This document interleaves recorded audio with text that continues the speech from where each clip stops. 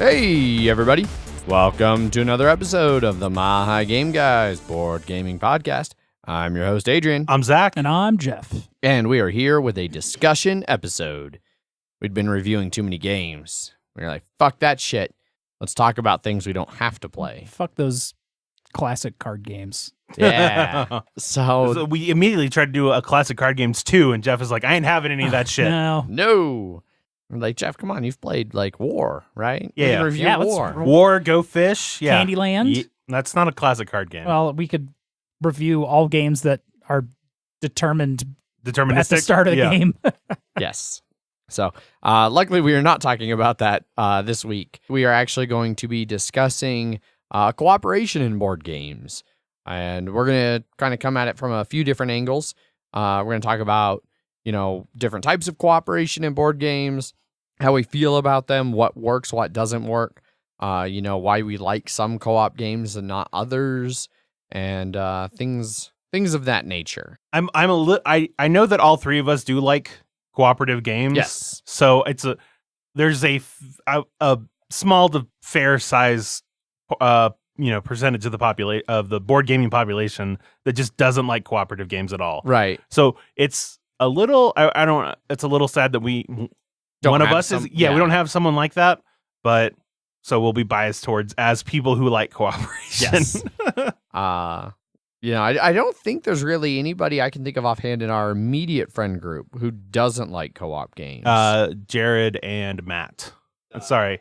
I just wanted to prove you wrong. I just wanted to not cooperate with you. I mean, Is it Chad is it Chad that doesn't like co-op games? I think it's Chad on Slack of Dyson Men.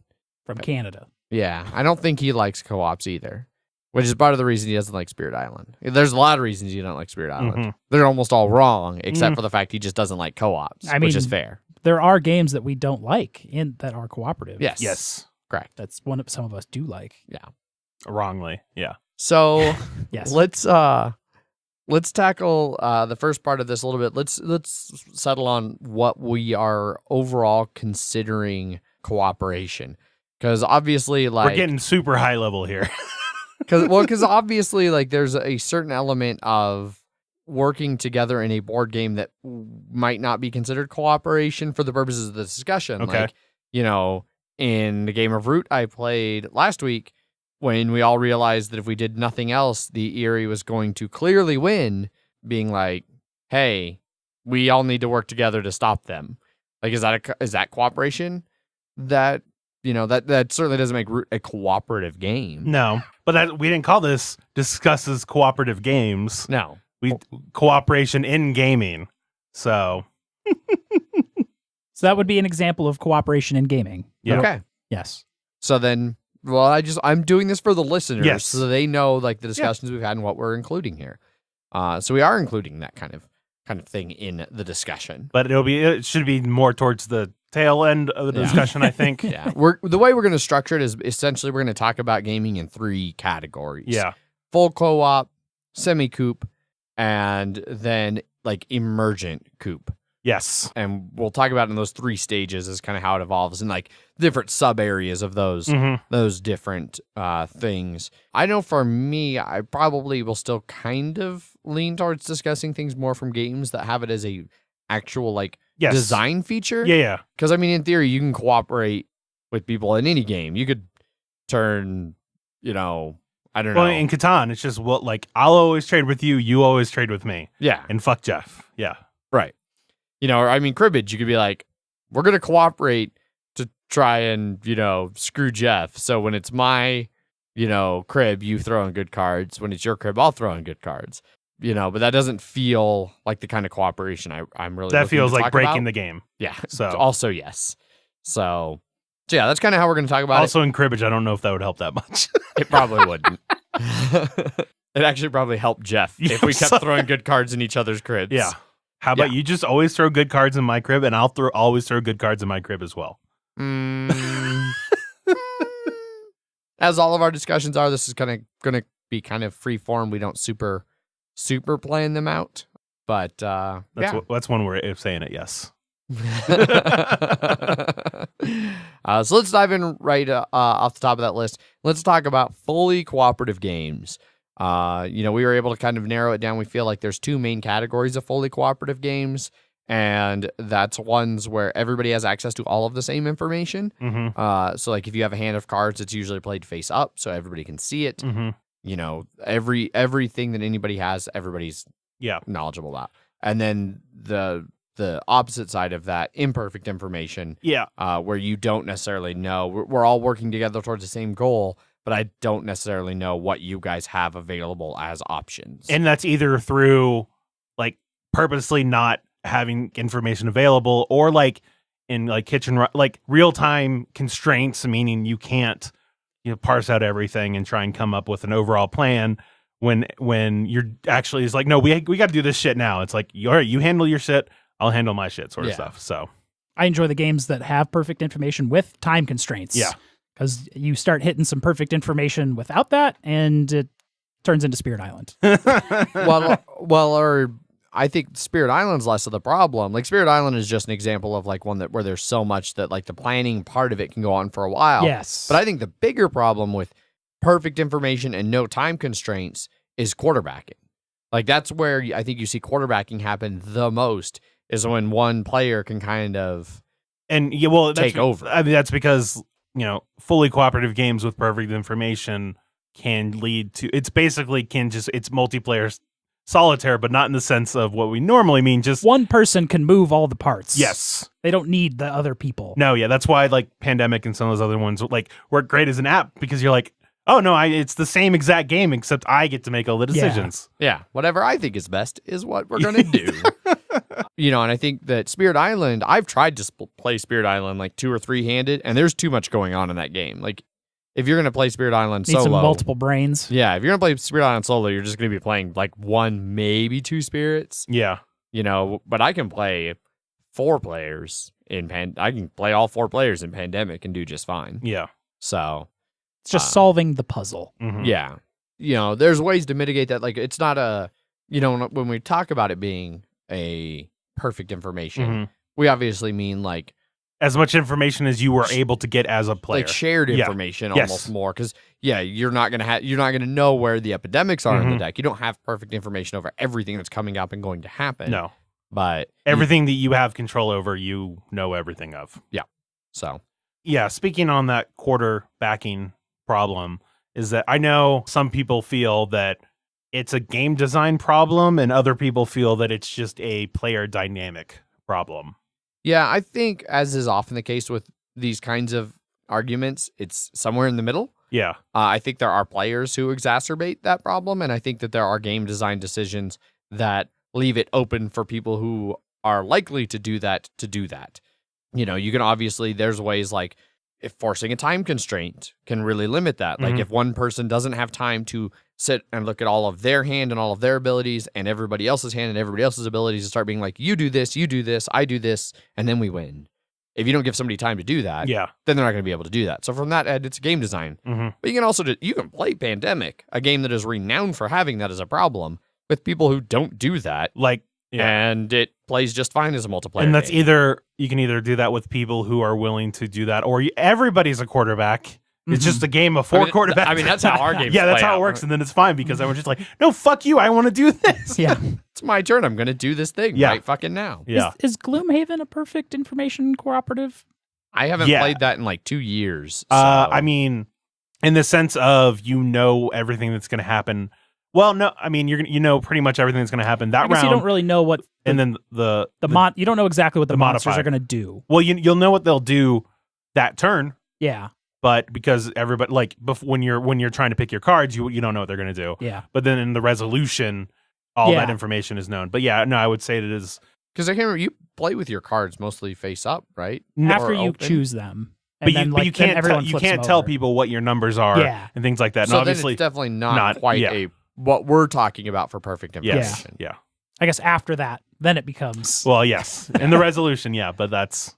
Which in theory is how like Spirit Island's supposed to play. You're supposed to pick all of your powers, and then once everybody's chosen them, you reveal them. Now there's a lot of like well, I can take care of this and I can take care of that and I can, without going into my exact power is this thing. Mhm. That's similar to Gloomhaven. Yes. Yeah. Well, and I need to be over here. yeah, and it's, obviously people try and push those boundaries as well they can. They'll be like, I need to go over here and I'm going quick. But it's like, Mike, when Ant says quick and you say quick, that's two very different things. Because he has a 2 Yeah. and I have like a 21. Yes. So we know that you're doing that, but it's still Unlike like if Ant says pretty quick and I say quick, I have like 5s and 6s. Mhm. So there's yes. there can be crosses there. Yeah. Unlike the Grizzled, Uh-huh. where you're not sharing much Exactly. at all. You can't share anything. Yeah. Yeah. And so that one's one that's definitely imperfect Mhm. and it's by design. Yes. Yes. Yeah. Key part of the game is you can't tell anybody shit about anything. Well, and I Mhm. think because a lot of those games would be too easy without it. Yeah. The difficulty comes in not knowing. Yes. Like when you go to do an inspiring speech, you Grizzled can't with pull. Full information. Oh God, that would be And we win. Yeah. And we win. And we win. not Grizzled with perfect information, and there's no player order. You can just sort of play how you want, like some cooperative games. Yeah. Great. It's a feel good time Yeah, of yeah. World War One. Yes. Yeah. No one died. No one had any traumas at the end. We all made it out alive. Yeah. Yeah. So, do you either of you have a preference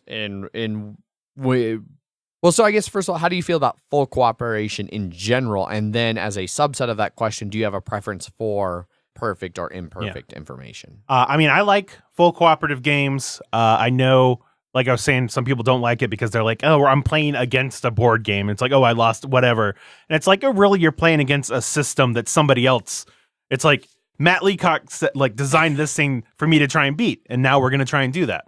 So I like doing that. I am fine with perfect information, but that's, like I said, because a lot of our group, it doesn't really fall into that quarterback thing. And one thing I've noticed is that especially if you have new people and experienced people playing a game, it is super easy for them to quarterback because the new people are like, hey, you're like, I don't really know what a good decision is here. And then you'll have someone get frustrated, like if they're not, I don't want to say playing right or playing wrong, but if they get like frustrated, it's like, oh no, you need to do this. If they're not playing optimally. Well, not even just that. I mean that the person gets frustrated at them for not playing optimally. Yeah. And then they're like, no, you should do this. No, you should do it. And then that can turn people off from the cooperativeness of it because they're like, oh, I'm not cooperating. I'm doing what this guy's saying. Yeah. Which is two separate things. Yeah. Well, and especially if it's a new player Exactly. who's having that issue, then they're not learning how to play the game. Yeah. Like they don't understand why that's the best option necessarily, unless you do a good job of explaining Exactly. it. That's why, like, even when, especially a lot of games I've introduced to people, when I'm the expert in, I will, if they're not sure what to do, like, obviously I will always leave whatever they're doing up to them, but giving them options and showing them the strategy in the game and then helping them to make those decisions, but sort of like what we were talking about earlier off thing about you're trying to incept into them to be like, you made the decision, but you made the right decision. Yeah. Because that's how I kind of handle it. Like if it's a new player and they're like, hey, I don't know, like, okay, new player, it's your turn. Like, yeah, I don't know what to do. Okay, well, here's our overall goal. We're trying to accomplish this. So like what things can you do that you think would help that? Mhm. And they're like, I don't know, maybe this, maybe that, maybe this. Like, okay, yeah, like that one's a really good idea. Like that would help.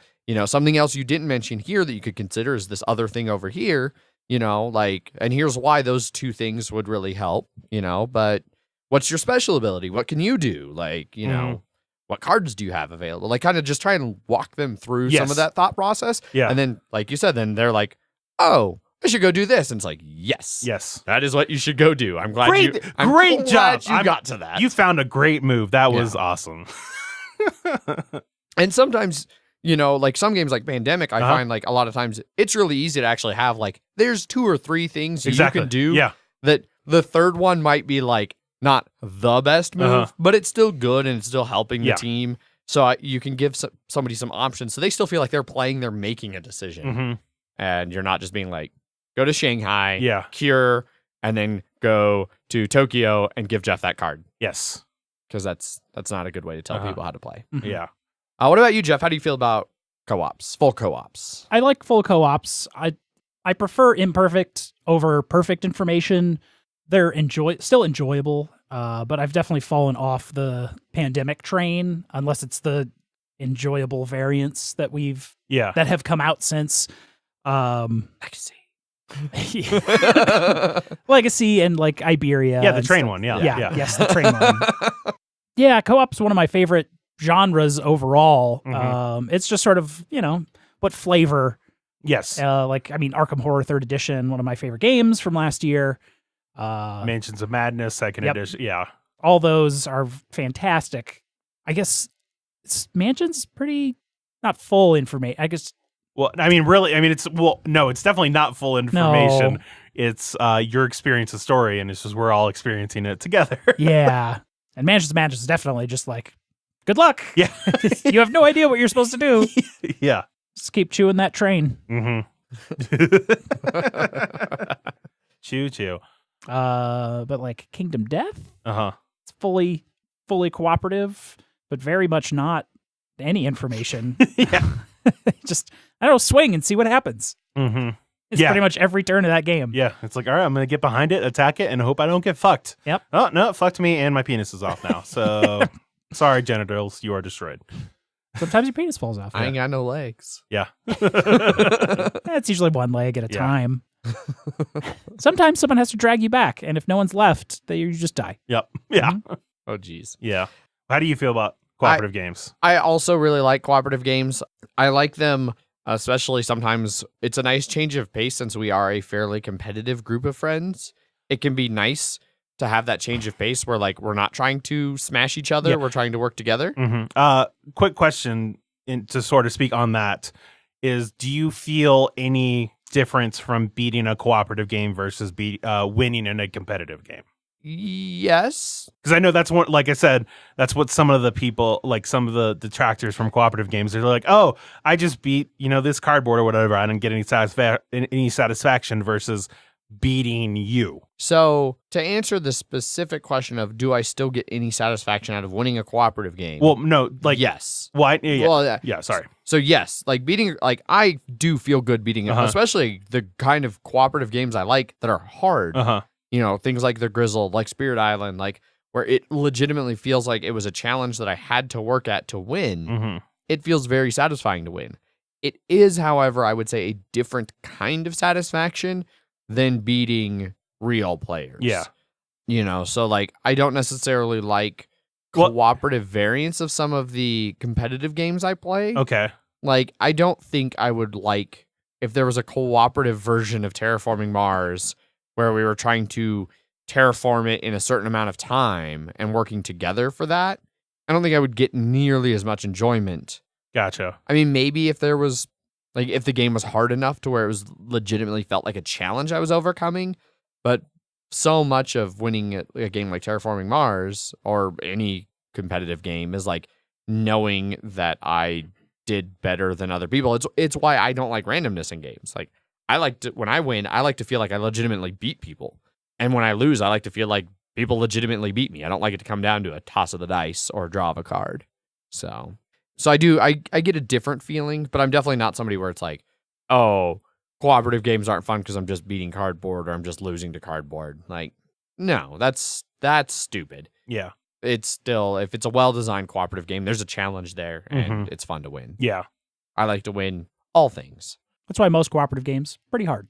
Yeah. Because and you want that. Because I've definitely, there have been some cooperative games I've played that were just, fairly easy. And some of them were like an introduction to cooperative games, which are like, okay, I can understand those. But then other ones were just like Forbidden Island. Yeah. Like for that one, I definitely felt it was like, when I lost just to bad luck because the wrong tiles got flipped at the wrong time or whatever. Yeah. But to get any satisfaction from a cooperative game, I feel you need to have, like you said, have it be difficult. You need to have some sort of struggle in there, because if it's just a walk in the park, then it's a bit of a, well, why did I even play this then? Which one? Takanoko? Is that the one where you just stroll? No, it's Takedo. Takedo. Yeah. Takanoko's just pandas hanging out in a bamboo forest. Eating bamboo. Chomp Colored chomp. bamboo. which is apparently like they see pink bamboo, they eat it, and there are no ill effects. Great. Cool. I can't really think of anything else to say on full co-ops, really. I mean, there's a lot of great ones out there. Aeon's End. Yeah. Yeah. Well, what do you think about ones that? Well, I know we're like because we were talking about the real time constraints, which are good, and then you have ones like Hanabi where you literally can't see your information and you're having to rely on other people. Yeah. How do you feel about relying on other people and having them fail you?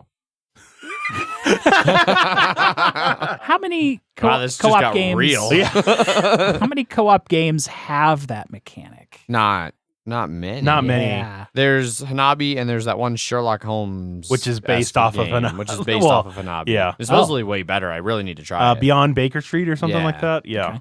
I have not heard of that. I really need to give it a shot. Or like in Kitchen Rush, like because everybody's like, and someone kept messing up their things like that. That's, I would say, the one downside of the imperfect information or the time constraints or something when you have to let everybody do their own thing is that sometimes with a newer player you can't exactly coach them on you can't be like Hanabi. He's like, no, that's a bad clue. You need to give them a different clue. You can't really do that. Yeah. I think the good thing, I haven't played Kitchen Rush in a while, so I don't remember like how long the game overall lasts. A little too long. Yeah. But like I would say just on the cusp of too long. But Hanabi- F4 players. Hanabi's one where like, especially if a new player is giving you bad clues, it's going to be over real quick. Yes. And sometimes like learning through failure is a good way to learn, and like that's one of the things one of my favorite things about playing like Hanabi with Ant for the longest time. It's not as much anymore because we've kind of gotten past this phase of our Hanabi relationship. But it was the post-game dissection where it was like, hey, you gave me this clue. Like, what were you trying to tell me there? Or like, especially when you lose on a clue, like you're right at the end and you give a clue and they play the wrong card. Mm-hmm. And it's like, okay, so why did you think that clue meant that and not what I actually meant? And I like that kind of getting to understand each other and what you're going for a bit. And I think for a new player, that can be a really good way to handle, talk through like what they meant versus what you got out of it. Mm-hmm. And that can be true for a lot of games. We haven't really talked about games that are fully cooperative but just split into teams, like something like a Codenames. If you talk to people afterward, like that's always one of the funniest things in Codenames. Is like, well, why did you pick that card? Because it was an egg and you gave the clue bird, you dick. It's like, no, he actually meant the crow over there, and no, he actually meant something completely different. But especially when there are legitimate clues where it's not just something where you missed things on the board. Yeah. But trying to get people to understand what you meant versus what they interpreted, and just kind of, I like that, like Mysterium seeing and through somebody else's eyes, kind of a thing. Yeah, gotcha. Yeah. So that's full coops. I think we're done talking about full co-ops. So let's move on and talk a little bit about some semi-co-ops. This is, I think, where you start to really see the variety of what cooperative gaming, especially when we're still kind of right now talking specifically about games that by design feature cooperation. Yeah. There gets to be a lot of variation here. You can have things like some of the ones we came down to, like a hidden trader game, where it's like everybody's working together except for the person who's not. Or even like Betrayal and House on the Hill was everyone's working together until at some point one person decides not to work anymore with them. Yeah. And sometimes and then sometimes you still don't. Like, okay, we now know that somebody's not working with us, but we don't know who the fuck is it. So Hidden Trader, one versus all is kind of an interesting one, like, because a chunk of the table's cooperating, and depending on the game, they can be given a lot of leeway to cooperate. Betrayal kind of bridges into that. Team-based games, so like we just mentioned, Codenames, like, this whole team is cooperating, they're working together, but there is a competitive element where you're playing another team, and then there's another aspect of co-ops that... Well, then there's like semi-cooperatives with like one winner. Yes, so like that was or team-based. Or team-based. Well, he already said team-based. Oh, okay. Archipelago, where it's like you're all trying to get this thing together. Like you don't want this island to fail because then you lose, but only one person's going to win. Or like CO2. We haven't, any of us had a chance to play CO2, but that's kind of the idea there. Like you're all working together to keep emissions down so you don't kill the planet, but ultimately one person's going to win. Yep. So like there's ways for everyone to lose, but there's ways for somebody to win. Would New Angeles fall in this? That would be semi-cooperative, but with multiple winners. Yeah. Which I guess would be a third. Like, well, I mean, yeah. One winner, multiple. Yeah. I guess if all win, then it's just a straight co-op. Yes, exactly. Okay. Well, yeah, like There's always a loser. this one's the loser in semi-co-op, yeah. So yeah, there's a whole bunch of different ones. Let's start off here a little bit with those two we just talked about, the one winner, multiple winners, just kind of in general, and then we'll go down into some of those more specific, smaller niches there. Yeah, and it's hard to talk about this as a category without real specific game examples. Yeah. It's like, as a mechanic, they're all pretty unique, or at least I haven't run into any that I've been like, oh, it's like that thing from that other game. Mm-hmm. And that's where semi-cooperatives are really they're bridging the gap between the competitive and the cooperative. And so it's really easy to fuck it up. Yes. Yes. I think this is where you have the most times where like this just in reality doesn't work. Mm-hmm. Cooperative games, full co-ops, the only way it's not going to work is if you just don't like co-ops. Yeah. There's exceptions to that. I mean, like, you might not like an individual game, but I mean, I guess it's the same way. But I mean, like in pandemic, someone's gonna be like, no one's gonna be like, I'm not gonna do anything this turn. I'm just gonna pass because fuck this Earth or whatever. Like, no one's gonna do that. Right. Hidden bioterrorist. Yeah. Exactly. Well. Yeah. Right. Which I don't think's been a mechanic yet. No, Hidden Trader Pandemic. No, it has not. Because I don't know how that would work. Nope. You're in a city with 3 cubes. Why are you leaving? What are you doing? No, I just really got to take care of this one cube right here.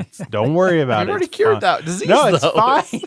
All right, back to semi-cups. Keep the train on the track. Multiple winners. Yeah. So The two that I can really think of, well, I guess 3 technically. yeah, feel free to reference the shit Yes. out of games. So, like you're saying, New Angeles. Mm-hmm. So that one, there is a lose condition for everybody, but And this has to mainly do with the where you are in the score track. yeah, well, and it's like you're just trying, like you know, you're super corporation, megacorps. Yep. And you are trying to run the city because In the dystopian universe. yes, yeah, of New Angeles. Yes. And everybody has a card that's like, hey, you need to have at least this many points, and you have to have more points than this one person. So if all 3 of us had it where I had to have more points than Adrian had to have more points than Jeff, and Jeff had to have more points than me, then obviously, like, it will, and this is hidden at first, but like through interaction in a game, you can There's a lot of negotiation in the game. not a lot of negotiations and things like that. You can figure out, all right, Adrian does not want Jeff to do well. And so I don't care if Jeff is doing better than Adrian. I just need to do better than Adrian. And so there would be, like, it works better with more people in that respect because, like, you can go up to 6 players. Yeah. And then so you can work with like so say we had like Bob and Wes here, and like they were trying to fight off each other, but Jeff and I didn't care about either of them. And it's like, I wanted to be higher than Jeff, but you don't care, or I want to be higher than Wes, but you don't care about me or Wes. And then you're like, then you would feel fine cooperating with me. Yeah. If that, like, and if it helped out both of us. Yeah. As long as Adrian loses. Fuck you. So I think that brings a real interesting aspect to it. And then obviously that game can have a trader in there too, which sort of throws everything Yeah, in. someone's like the federal government or something as a corporation. Yeah. And then like I think there's another one that's just like they just want to be within like the top 1 or 2 or something like that. Yeah. And then so it's easy to parse out like who your quote unquote enemy is, and then finding out people who aren't your enemy, that they become your friend. Yeah. And then I think a lot of negotiation games have that style of not necessarily this, but that style of like finding out who. Yeah, hidden role-esque. There's no perfect information of what your semi-co-op is. Right. But then another one, Dead of Winter, just in the sense that that more it's that there's a hidden trader, but it's that some people can lose in it if they don't fulfill their own conditions. Yeah. Which means it's cooperative, except for sometimes people will be not cooperative just to make sure that they succeed. Yes. And so they have some condition where they don't want to lose, but they also need something specific to happen for them to win. Yeah. Which Mansions of Madness 2nd Edition actually throws in. With the insane conditions. When you hit insane, you get your own little special victory condition. Yeah. So then you can have it turns into a semi co-op there at sometimes. the end. Well, like the one we were playing near the end, it was just like I got a broken arm, and so I had to drop everything, and then so I dropped everything except these 2 little things of evidence, and then Jeff was like I dropped like 3 weapons, and he's like all of the objectives. yeah, and he's like, why did you do that? And I'm like, don't worry about it, it's fine. He just had like the clues or like the evidence. Yeah. And so I had to go pick up I had to leap over a rail card splitting from each other and grab a bunch of coal. Yeah. And then the other one that I was thinking go for it. My favorite Dead of Winter role, though, is it's the one where you want to put up as many blockades as possible and then get a bunch of fuel. Uh-huh. And you don't really like make everyone else lose. It's just your win mechanic, which is basically you've boarded up all the windows and then you're burning the place down from the inside. You need a pyromaniac or something. It's like you get enough fuel and get enough boards, and then you burn it all down. And everyone still wins. It's just you also win, and then everyone died. Or they caught you. You know. But it's not technically a traitor role. Right, yeah. Like yours in Mansions. Yes. And then the other one that I was thinking of was Cosmic Encounter, because you can I know, hey, I'm not a fan of the game either. I was not expecting that game to be mentioned in this episode. I was not emotionally prepared. But that one, it's about having people, like, it's making fragile, like, work, like, you're invading people's planets, and then you're like, hey, does anyone want to join me? And they can join you. And then there is one win, like, the game ends when there's a winner, but multiple people can win at the same time, because it's all about who gets, like, what is on 4 other planets or something like that. I don't remember. But never played. Nothing about that game is good. Yeah. But I know there are a lot of people that like it, and but the fact that one can let you let multiple people win at the same time too. I really like Battlestar Galactica. Yeah, just because it's a pretty solid hidden trader semi co-op. Yeah, because especially because like Betrayal, loyalties can change. Yes, halfway through. So it adds another layer of like, are they not? They aren't now, but they might be later, Yeah. and so you need to sort of reevaluate each time. Too bad it's gone forever, right? Until they retheme it into something Twilight else. Imperium or something. I'm trying to think what semi co-ops I really play regularly. Like, I've got Dead of Winter, but I never get to play it. I haven't played that in I don't even know how long. Yeah, I know for me at least, it's just I never really got much from it. Yeah. So I don't have, and especially the theme doesn't interest me at all. Shadows over Camelot? Yeah, I haven't played that. That's another one I just haven't played in a long time. I don't think I've played that since we were at the what was it, Jake's Sports Bar or something before it was the Rhino Beer Garden when there was that Sunday event. I think that was the last time I played it. Yeah. Yeah. I kind of like that game. Got a good trader mechanic in there. Yeah. Yeah, I don't play a lot of semi co-ops. Yeah. When I think about it, like most of them tend to be either full co-op or full cutthroat. Why do you think that is? Sorry, I figure it's a discussion. So No. That well, and I'm trying because I think for me, because the main thing I like in our group about I like cooperative for 2 reasons. I like it with Megan just as like a thing to do as a couple, especially because Megan and I are both competitive and we're both pretty good at games, and so it can. Playing 2-player competitive games, we still like to do and we do it a lot, but we need a break. And so it's really nice sometimes to just work together and be a team. So that's one of the areas where I like cooperative games is like a couples activity. And then like I mentioned in the full co-op thing, like it's a nice change of pace from our very competitive friend group. And I feel like semi co-ops trying to bridge that gap, they fail for me because they don't give me enough of the getting away from the competitive nature of my dickish friends.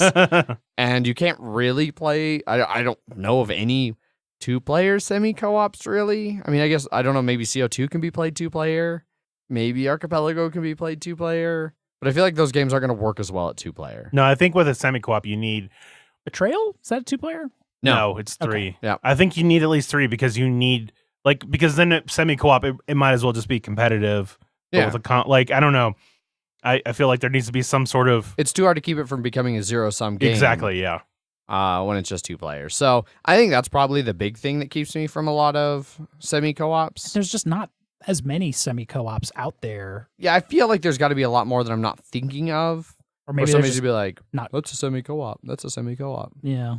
I guess it also depends on what you exactly mean by semi-cooperative, too. Like, And it's probably just the semi-cooperative genres that people make or aren't Well, what you're looking for to play. yeah. what I think, like honestly, one of the biggest pitfalls that semi co-ops can fall into is that when, especially the one like something with just one winner, or say in New Angeles, like I have to beat you, but you are like 30 points ahead of me, and I know that I'm not going to be able to beat you. Is it then in my best interest to tank the game? Mhm. Because then maybe I'm not winning, but I'm making all of my quote unquote opponents lose. And I know that same thing can happen in Archipelago. Anything with a common defeat, if you aren't going to achieve your goal, is it then in your best interest to make it so nobody achieves their goal? Yeah. Because you're, like you said, maybe you're not winning, but a lot, in most competitive games, you win by making other people lose. Yeah. Yeah. So Like Deep Sea Adventure. exactly. So how do you guys feel? Stay on semi-co-ops, because here's an area of semi-co-ops that I think really is legit semi-co-op genre. We've talked a fair amount about hidden traders, 1v-alls. Mm-hmm. Like that's solid semi-co-op. I mean, basically, it's co-op versus, it's co-op versus a game, except the game's controlled by somebody. Yeah. Yes. So I actually do really like 1v-alls. Like I used to really like Original Mansions. Mm-hmm. I wish it wasn't so prone to accidentally breaking the game before the game even started. Exactly. I really like that because depending on which side you're playing, I get whatever I want out of it. Like if I really want a competitive game, I'm the one. Yeah. If I really want a cooperative game, then I can be the many. Yeah. The all. Well, and then it sort of stops the perfect information, because you can't just sort of talk everything out, because you're talking like all your plans and strategies against your enemy who's right there. And so yeah. you could talk everything, but then he's like, all right, well, I know everything you guys are going to do then. And then make it easier for them to stop said thing.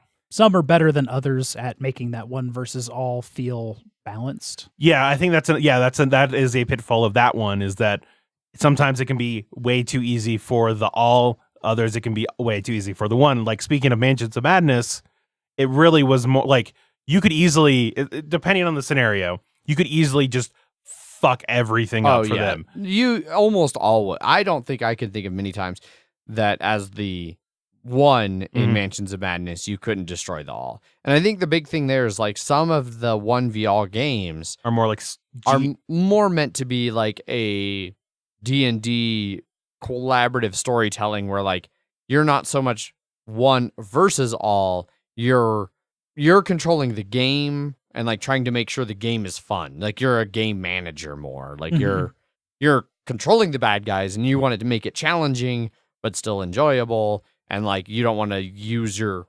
ridiculous power to ruin it. Like D&D requires that fine balance. Like Wes in our next recording of Mile High Dungeon Delvers could just throw a bunch of really crazy monsters and kill all of us if he wanted to, and we have to trust that he's not going to do that.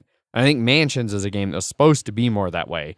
You're not supposed to be trying to beat the all. You're trying to make a fun, spooky experience. But something like Imperial Assault is a little bit more balanced most of the time. Most of the time. Yeah. Some of the scenarios, based off of our research in win rates from Imperial versus Rebels, is pretty one-sided on some of them. But that's a game where you're always trying to just do your best. You're not trying to make something happen. Yeah. You're not trying to really make a story happen. You want to win because it's actually like, I'm an Imperial player and I have my own goals. Exactly. Mhm. Yeah. And we're Rebel players. We have our own goals. Yeah. And then there's something like Fury of Dracula, Which is another one that does it really well. Yeah. Because there's a hidden aspect of it. Yes. Yeah. Which is then discussion becomes super important. Yeah. Or because you're trying to find this person and you may have ideas, but you don't want to let them know that. Yeah. Mm-hmm. That game is so stressful as Dracula too. When they're discussing and they're like, we should go over here. And you're like, don't go over here. Mm-hmm. Please don't come over here. They're like, no, I think he's over in Spain, actually. Oh, thank God. Oh, please go to Spain. Yeah, but is that?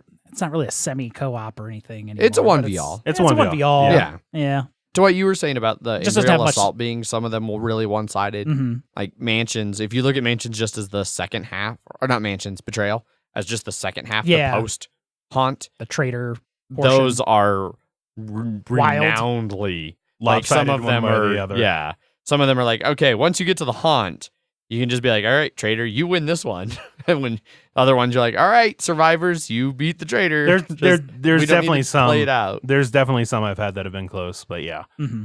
You know, and that's, I think in some of those, it just becomes hard to balance. Like you're making, in theory, all these different, they're almost each standalone games when you Mhm. do like the Imperial Assault campaigns, Yeah. or when you look at all of the betrayal games as a whole. Like each one of them, you have different objectives, different goals, sometimes different abilities. That it gets really hard to truly balance all of them. hmm So you know, you try to throw in half that are really good for Team A and half that are really good for Team B, and ideally they play them in equal amounts, and everybody feels like they win and lose at similar rates. Yeah. So Just seems like the semi co-ops, there's kind of like a core group of them, and I haven't seen a new one in a while. yeah, Yeah. I think it's just hard to do that right.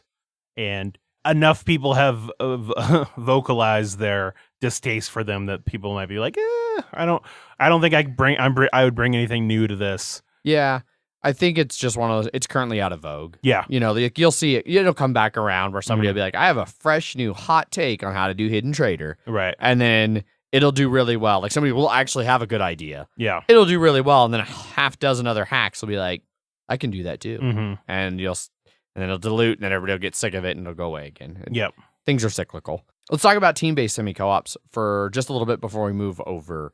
Or just team-based games then at that point. Yeah, right? team-based games. Yeah. Team-based cooperation. Yeah. So this is present in a lot of games. They tend to be almost like party games. It seems to be like a really common thing in party games. Mm-hmm. Definitely in party games, like we said, Codenames, Decrypto. Decrypto's a good one. I was thinking just now, God damn it, I just lost. Werewolf, Yeah. Resistance. Uh-huh. You know, those are like hidden team. Like there's the Yes. hidden traders, but it's still a team game. Like you're Uh-huh. still definitely on the good team or the bad team, and Yeah. you know what team you're Mhm. on. You know, so you know what side you're playing for. Well, and Battlestar can fall in there a little bit too. I mean, in Battlestar, does the Cylons really Well, ever know who they are? well, I mean, they could. I mean, you- eventually, you I guess can. if they all reveal. Once you 'cause shoot that's them, once you shoot them out of an airlock, well, I mean, don't the Cylons get to see who they are, or the no? Cylons no. know who they are. I mean, know who the other Cylons are. I don't remember. I don't think so. Okay. Yeah. All right.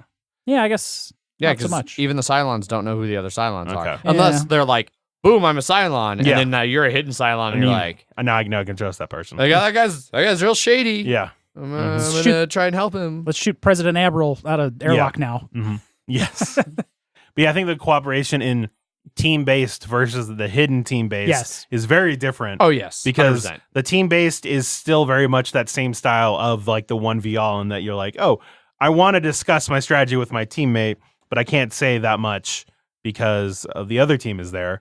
Whereas with the hidden team, like you can say as much as you want, like, and everybody's making all these wild accusations, but you're not sure if you can trust anything that anybody ever says. Yeah. Yeah. And one thing that I actually really like is in games like Star Wars Rebellion, where it's just a 1v1 game, but you Mhm. can play it team-based, and that can really change the dynamic, especially if it becomes one person versus two.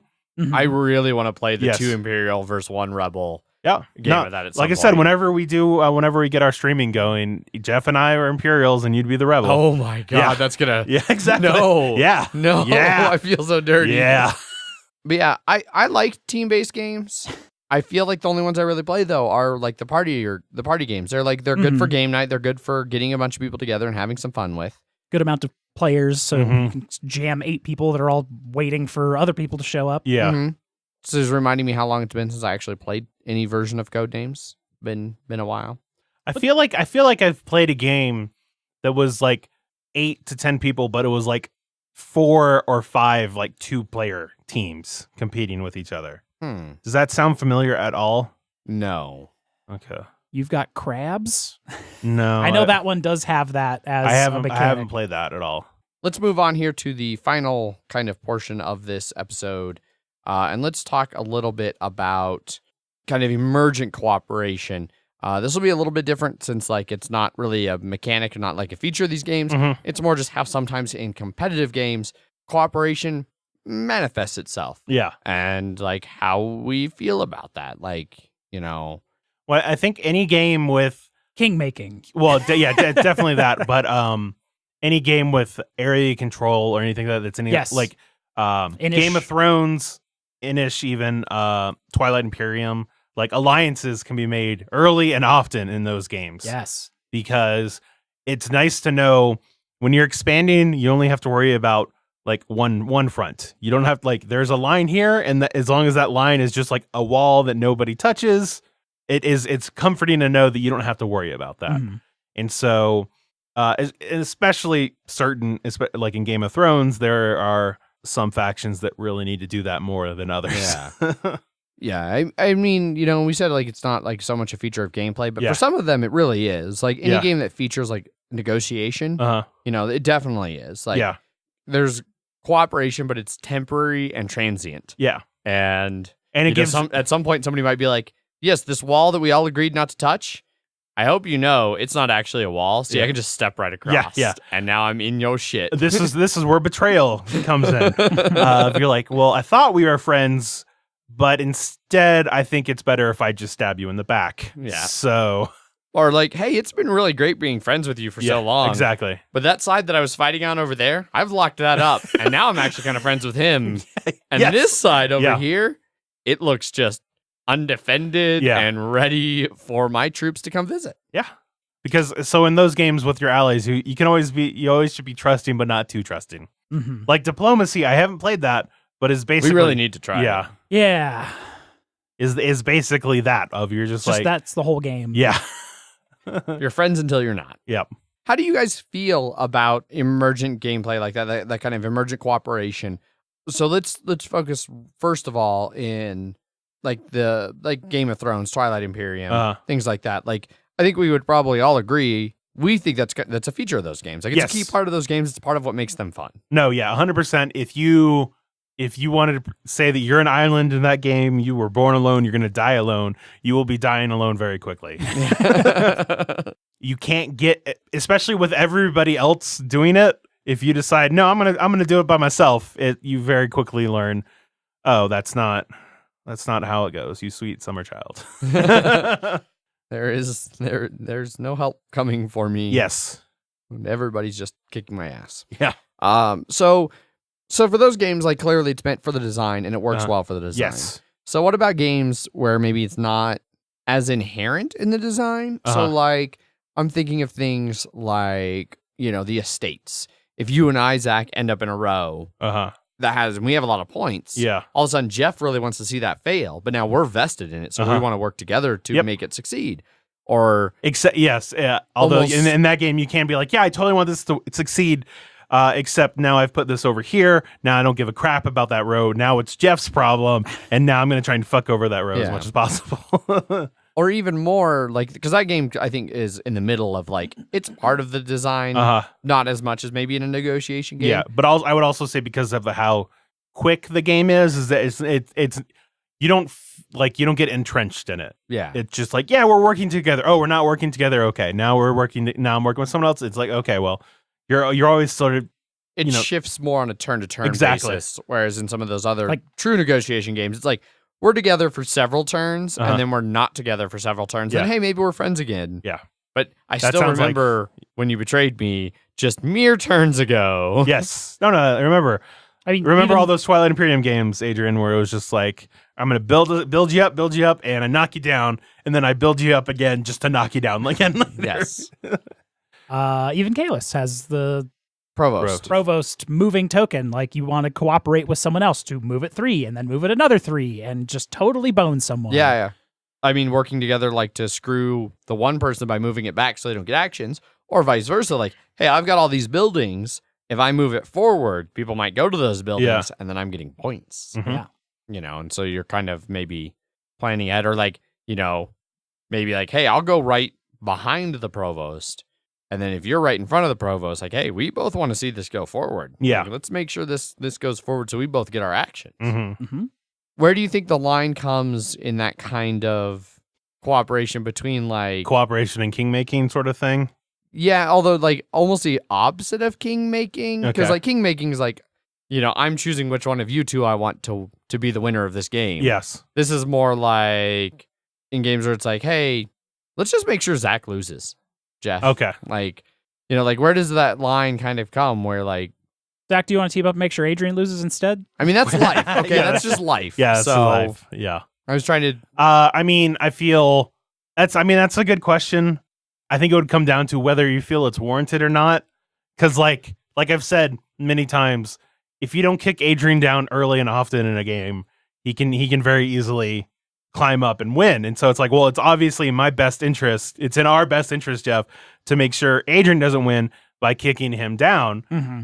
but Jeff, when you kick me down, you're just elevating Zach. And then Zach's going to win.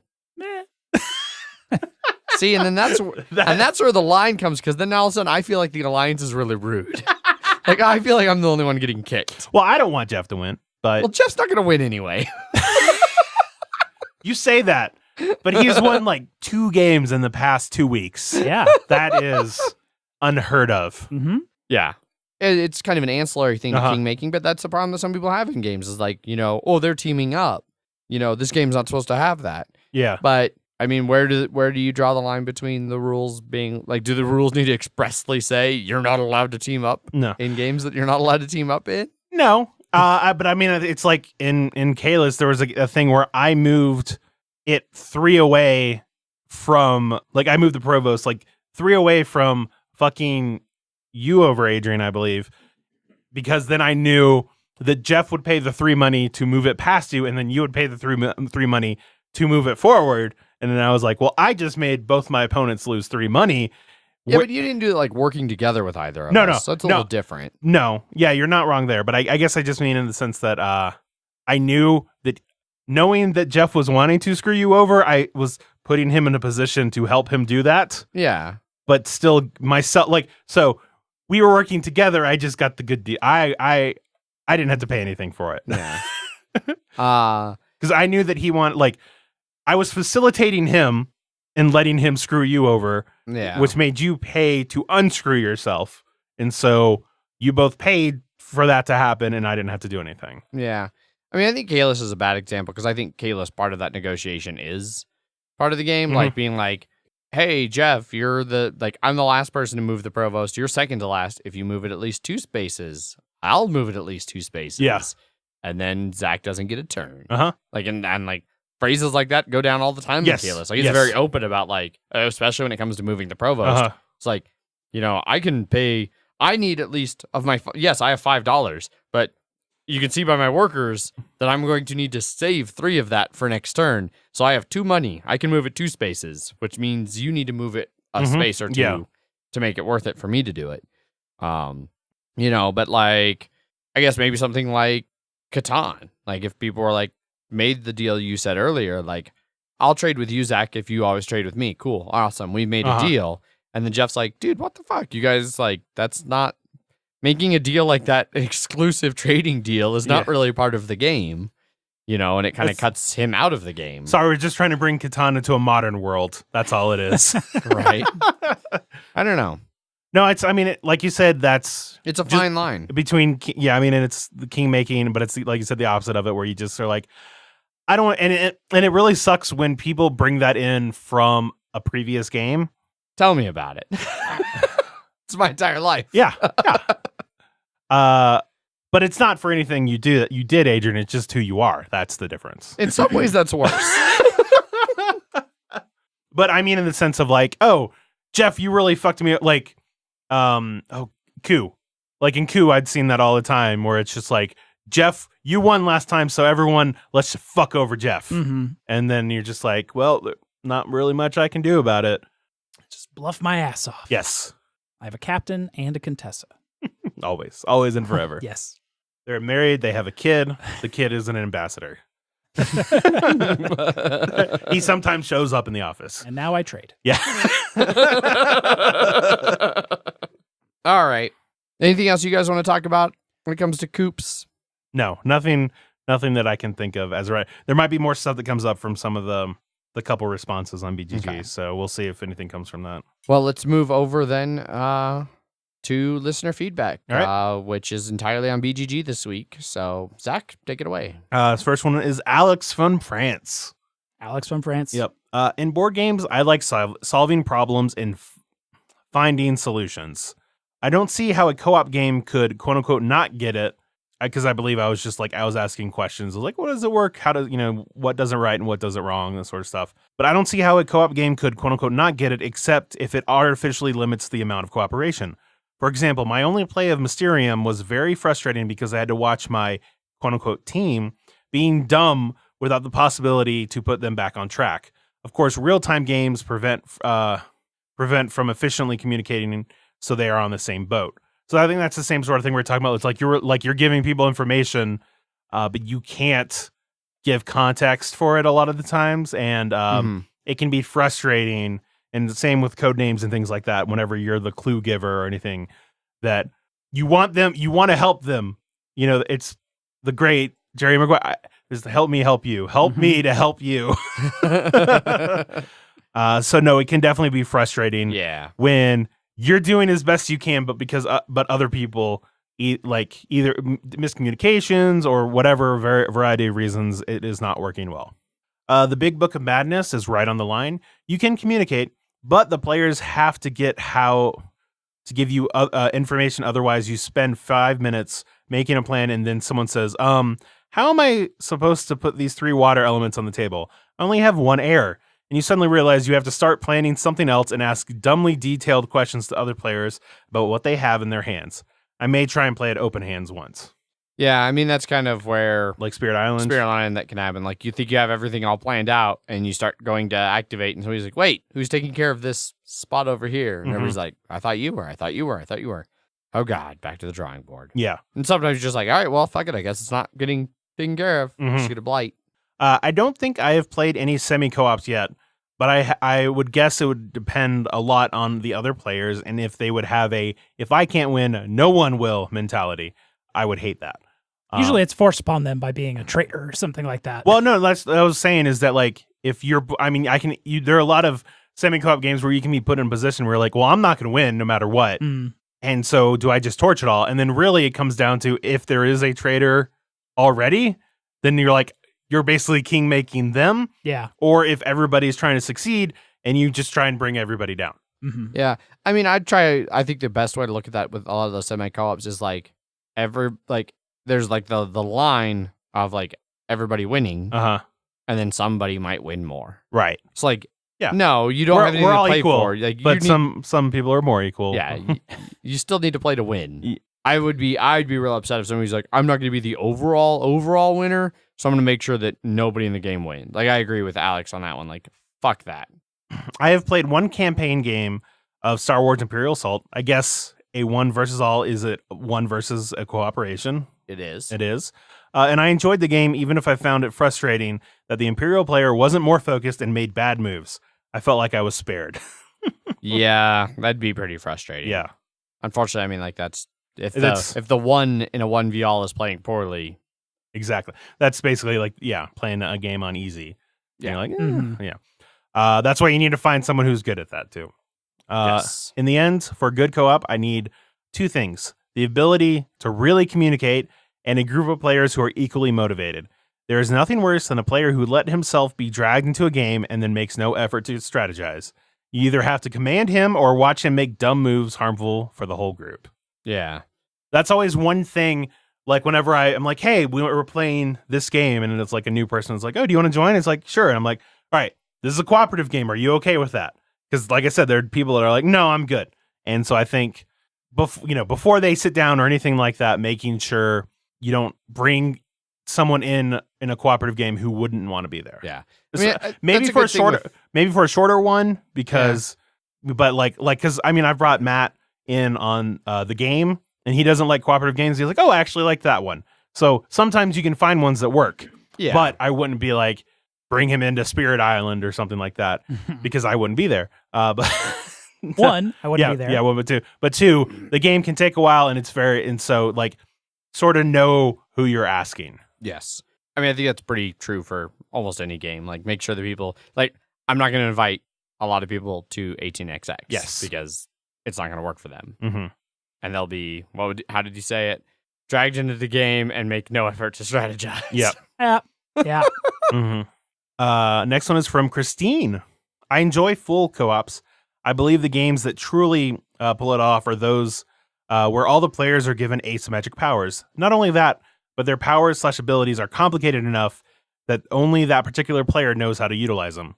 That way, it's on each of the players to communicate at a high level what their capabilities are this round, and then everyone can participate in working out a plan.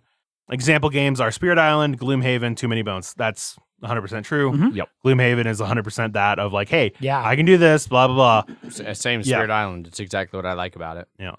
I can't think of any game where semi-co-op is done well. I don't appreciate the idea where you're all working together, but only one or more players can really win the game. I think those games usually end up being anticlimactic. Do you guys have any that come to mind? My favorite semi-co-op is still New Angeles. I think that did a great job of it. I've had some good games of Dead of Winter. That way, where like the colony won, and then maybe one person won their special objective. And then I'm looking forward to trying CO2 to see kind of how that goes for a semi-co-op for me. But Well, it's the similar, new it's one hard. isn't the new one just fully co-op or It's you can Okay. optional. Okay. You can do either way. Gotcha. And Archipelago is fine. Like I enjoyed parts of it, but it feels mostly competitive with like occasionally like somebody will drag their feet and everyone's just like, God damn it. All right, fine. We'll help you out or whatever. Because them dragging their feet hurts you. But really it's mostly, it's like 10% cooperative, 90% competitive. Okay. So next one is from Ant. All semi-co-op games need an airlock. It's not wrong because that is, especially if there are any hidden traders and stuff like that. Yeah. Just be like, all right, you aren't here anymore. We want you to not participate in these discussions. Yeah, there's not a lot of semi-co-ops where you could be like, you're the traitor, but you can still play the game, and there's nothing we can do about you. You're right. But even base Battlestar had that issue of like you can put them in a lockup or something, and then there was like a gun card. Yeah. But the expansion, it's got an airlock. It does. Just throw that person right in that airlock, Yep. and that's that. And you're like, oh, well, no, we just killed a person. Oh, okay. You don't get to play anymore. Yep. Except you do. All right. Yeah. You don't want to throw player elimination into that. No. Player elimination co-op games. Go. Next one is from Daniel. I think co-op games are a fun approach for teamwork. Pandemic, Fall of Rome, Spirit Island, Flashpoint. These games give us a nice us versus them feel. It's also a way to bond with fellow gamers in some fun stories where you have grasped victory from the jaws of defeat and all that. Semi-co-ops, however, are a dreadful chore that serves no purpose other than one teammate gloating or doing foolish maneuvers just to obtain a win. The theme of these games usually give nothing towards the semi-co-op concept, like in Legendary Marvel. Remember that time when Spider-Man had more points, so the other heroes were like, this sucks. Yeah, me neither. Because in the original Legendary, it is semi-co-op where you're trying to beat all of these things, but whoever has the most points at the end of the game wins. It's like whoever killed the most people. Like, Yeah. 'cause it's like people are worth points. So I think I'm a little disappointed that I didn't think about that, because I think that was a great thing they did with Legendary Encounters, is moving it to just fully co-op. Yeah. Because I think most people agreed this is stupid, and a lot of people just played that regular co-op style. So I'm glad they're just like, yeah, no, this is dumb. Aliens are hard. Why designing it and then figuring out this won't work. Yeah. If there was a semi-co-op about running an advertisement firm or working for the government, then yes, having some teammates win more despite being on the same team would make sense. Or a semi-co-op about running a podcast, like where two players can say, fuck that player, and shit all over his game preferences, but ultimately the show itself still does well. Could be interesting. Yeah. Yeah. I think any show that does that's going to be destined to like a long tier of mediocrity. Uh-huh. Like they might get a sponsor here or there. They might have some fans, but and then the fans get to also do shit on that person Yeah. too. So yeah, it's But They I mean, the show's they- never going to reach the heights it would if everybody was just working together. it's not about the money; it's about the passion. I'm Yeah. not talking about money, about heights, just fame and success, Yeah, it's, influence. Yes, that's the problem. That's the problem. It's the semi-cooperative. yeah. But yeah, that's it from BGG. Which is all of the listener feedback. We are done. Done. So hopefully you guys have enjoyed this discussion of cooperation. We've talked a lot about some different types of it, mentioned some different games that do it. But if you're not done with cooperation yet, if you want still more cooperation, you're in luck. Because next week, it's episode 140. And on the 10s, we do top 10s. And we are in a rare feat of the stars aligning and things actually relating and working together. Following our discussion of cooperative gaming, we're going to do our top 10 cooperative games. This one will be specifically a top 10 for cooperative games, not just games that have some cooperation in them. But yeah, so there'll be a BGG thread up about that if you want to give us, some of your favorite top 10 cooperative games or however many. And yeah, should be a good episode. So stay tuned for that in a week, and then enjoy the Wednesday episode coming up in a few more days next week. So thanks everybody for listening. If you want to get a hold of us, you can do so by sending us emails. Emails at milehighgameguys.com. You can follow us over on Twitter, where I tweet under @MHGameGuys. I am Zach_MHGG. I am Jeff_MHGG. We have Facebook and Instagram /Mile High Game Guys, and we have that Board Game Geek Guild number 2731, where those weekly episode posts are, including the one for next week's episode. And then be sure to jump over to our website and join the Slack channel through the link in the show notes that is on every episode post over there, milehighgameguys.com. Links there. Come join Slack. We got, I think we're over 100 now. We are. Yeah. It's active enough that the furthest back you can look is like 2 weeks, and then it's all gone. I was looking, Slack tells you if you pay, you can unlock all these messages from the past because they have them stored, of course. Yeah. 122,000 messages Nice. have been hidden from us by Slack. Yep. And if you remember, if you want to upgrade, it's monthly, like $8 a user. Yes. So I think when I looked at it last, like $932 a month. Yeah.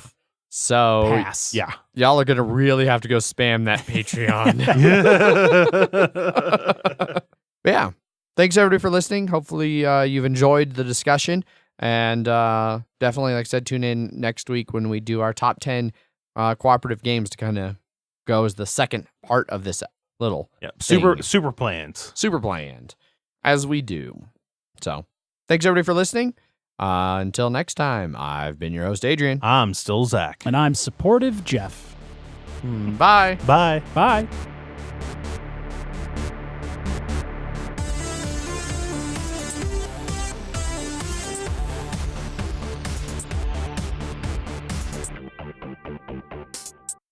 No headsets, only mics. So you can't hear what we're saying. I don't think that's how that works. We'll be whispering, but we'll be whispering into the microphones so the audience can hear us. Be like, this fucking guy right here. He's in Tatooine. I'm gonna kill him. I'm gonna blow the shit out of that. I'm gonna blow him. I took the headphones off and I hear that just fine. Yeah, I know. Lots of blowing. I'm just gonna suck him right into space. Stop. Punchboard Media, where we all bring something to the table. Pull up a chair at punchboardmedia.com.